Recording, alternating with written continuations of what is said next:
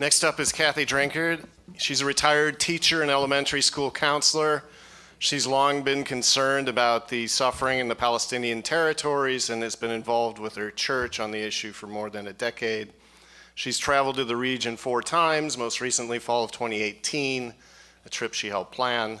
During her second trip, she spent 10 days in Nablus visiting an Anglican congregation, which is in partnership with her church. Her third trip was to participate in the seminar Faith in the Face of Empire, sponsored by Reverend Mitri Raheb and Bright Stars of Bethlehem. She's currently chair of the Ministry for Middle East Peace and Justice at Grace Presbyterian Church in Springfield. Kathy Drinkard has assisted Jean Trabalsi and the VCHR on the issue of inaccurate history in Virginia history and social studies textbooks, K through 12. She's attended this conference. I don't think this is a coincidence. She's attended this conference for the past 3 years. Please welcome Kathy Drinkard.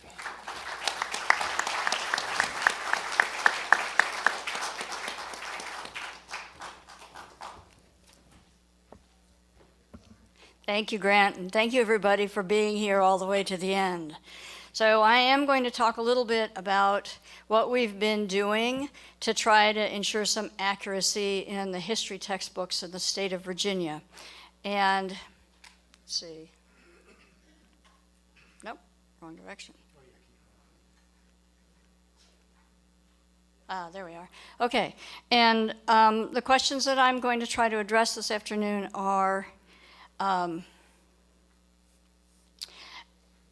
how we learned about the textbook changes and who's making them, what the impact of the changes is, and how our coalition is responding.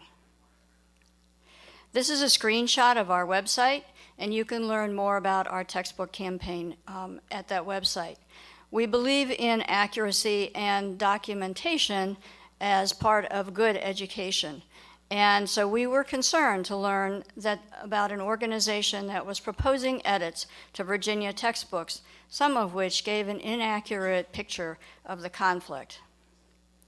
In the spring of last year, our group was alerted to proposed edits for 12 3rd through 12th grade history and social studies textbooks by a posting of a webcast on the Israel Lobby Archive webpage hosted by IRMEP.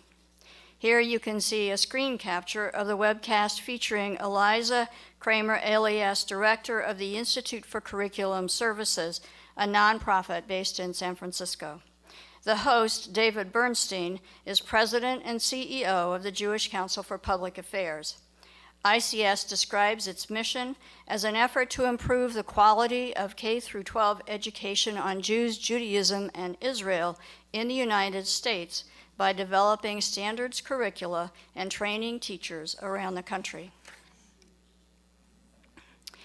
ICS, among other things, provides online seminars, it writes curricula. It has an online library and a teacher toolkit, which includes a new booklet this year on teaching the Arab-Israeli conflict and the peace process. In the podcast, Kramer-Elias describes working behind the scenes with textbook publishers and claims that ICS has already made more than 11,000 edits to textbooks used in all 50 states. She says that many of the major textbook publishers come to them to work with them on manuscript development, and adding that about 85% of the proposed edits end up getting accepted. The ICS review of Virginia textbooks was requested by 3 Israel affinity organizations in Virginia: the Jewish Community Federation of Richmond, the United Jewish Federation of Tidewater, and the Jewish Community Relations Council of Greater Washington. And here you see a cover letter addressed to the Department of Education that accompanied the proposed edits. These organizations endorsed the edits and requested that they be adopted. They also indicated that they were going to forward the changes to the textbook companies. These edits were submitted during a 30-day public comment period that's built into every Virginia textbook review process that's held every 7 years. ICS works similarly with Jewish community relations councils across the country to introduce changes during textbook adoption processes. ICS has recommended changes that range from the correction of capitalization and punctuation to modifications in the way that Judaism is presented to alterations in the portrayal of the Israel-Palestine conflict. With regard to the conflict, the ICS edits address several themes.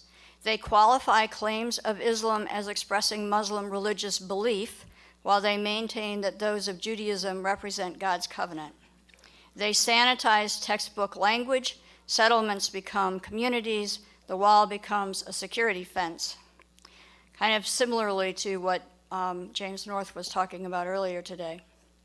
They emphasize Arab culpability for all crisis initiation and never Israeli culpability.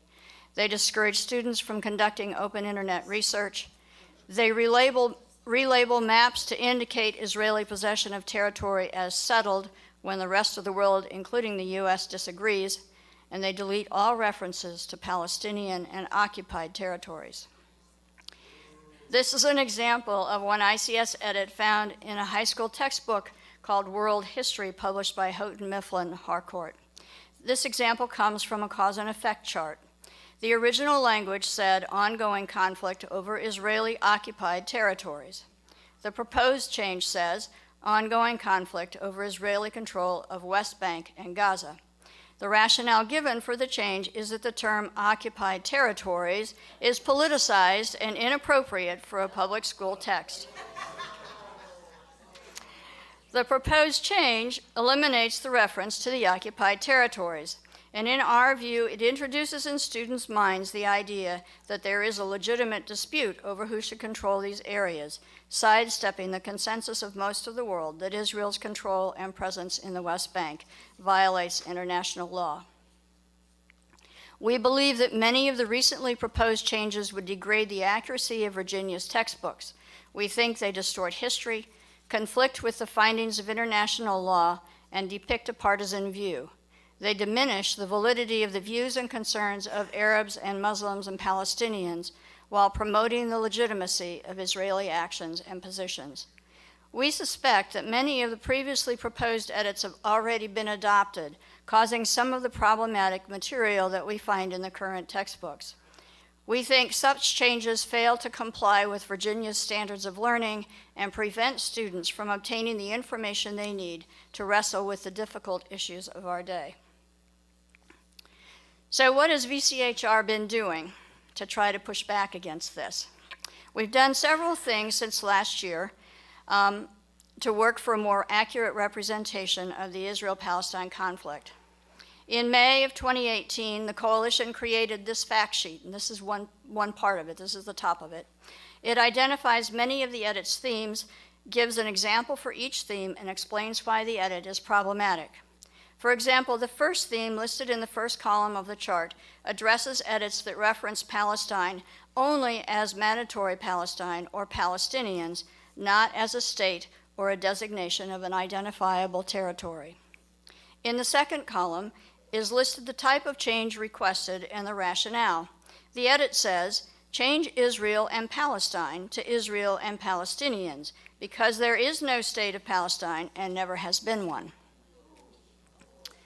In the third column, we provide the reason that the change is inaccurate, and here we say, since 1150 BCE, words like Philistine and Palestina have been used to reference the region, and currently 70% of UN members recognize the state of Palestine.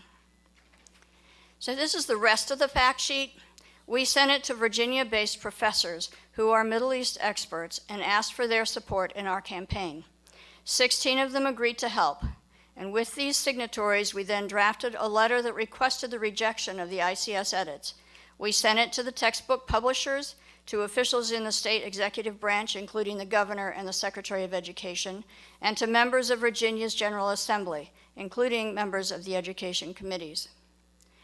In addition, in May last year, we sent out a press release about our findings to many media outlets, both statewide and further beyond. The next month, some of our members appeared in a podcast about our work. Titled Israel Lobby Seeks to Erase Occupation from Virginia School Books, it can be viewed on the electronic Intifada website. Last summer, our group testified before the Virginia Board of Education about textbook inaccuracy and the lack of transparency in the review process.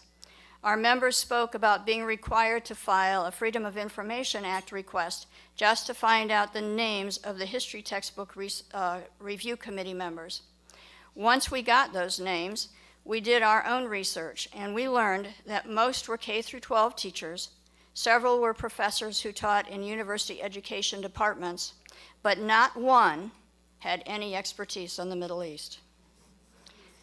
In January of this year, our group testified at the Virginia General Assembly's public budget hearings in Roanoke and Richmond. We asked that the budgeted purchase of $140 million in textbooks for the 2019-20 school year be made contingent upon an official legislative study, a JLARC study like the one that Jim mentioned just a few minutes ago. And the purpose of that study is to assess the textbook accuracy and the effectiveness and transparency of the review process. Soon afterward, we lobbied 24 state senators and delegates in Richmond and asked for a similar study. And as this was all unfolding, we were also trying to gain access to the textbooks themselves. And when we did, the number of problems that we saw persuaded us that we needed to address them directly with our own textbook review committee. Since the fall of 2018, our committee has reviewed 6 history textbooks. With access to digital copies of the books, our reviewers were able to read the relevant material. When they found a section of problematic text, they entered it into a graphic organizer like the one that you can see here. The book text, shown in the top box of the graphic, says Israel built a security fence separating it from the West Bank. The barrier protects Israeli citizens from Palestinian terrorists and suicide bombers. Our reviewer then rewrote the text to make it more accurate. In the second box, security fence was changed to separation wall, then with the explanation that the wall has been declared illegal by the International Court of Justice because it limits Palestinian movement and illegally seizes Palestinian land. The last box provides the rationale for the change and cites a source for the information presented.